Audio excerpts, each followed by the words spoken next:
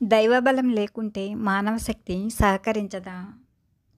దైవబలం లేకుంటే మానవ శక్తి సహకరించదు.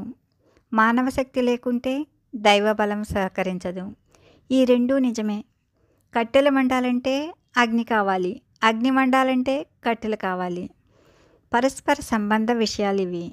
బియ్యం అన్నంగా మారటానికి నిప్పు కావాలి, నీరు కావాలి. విత్తనం మొక్కగా మారటానికి భూమితో పాటు నీరు కూడా కావాలి. హేతువాదం మానవ కృషి ముఖ్యమంటుంది. భక్తివాదం దైవబలమే ముఖ్యమంటుంది. ఒకే ముఖ్య వీధిలో 2 షాపులు ఒకే వ్యాపారం చేస్తున్నా ఒక షాపుకే జనం గుమిగూడి ఉంటారు. ఇది వ్యక్తి లోపమా, శక్తి లోపమా, యుక్తి లోపమా?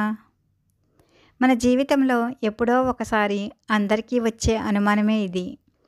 మనసా వాచా కర్మణ భూమినే నమ్ముకొని పగలు రాత్రి కష్టించి ఎండా వానలను లెక్క చేయక వ్యవసాయ కర్మని సాగించే రైతు బిడ్డ ప్రకృతి వైపరీత్యానికి సర్వనాశనమైపోతుంటాడు కదా.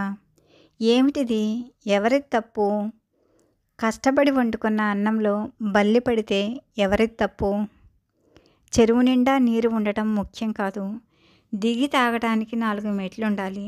దీనినే అదృష్టమని, తెలివితేటలని అంటుంటారు. ఏకాగ్రత, నమ్మకం, పట్టుదల కలిగిన మానవ శక్తికి దైవశక్తి సహకరించి తీరుతుంది.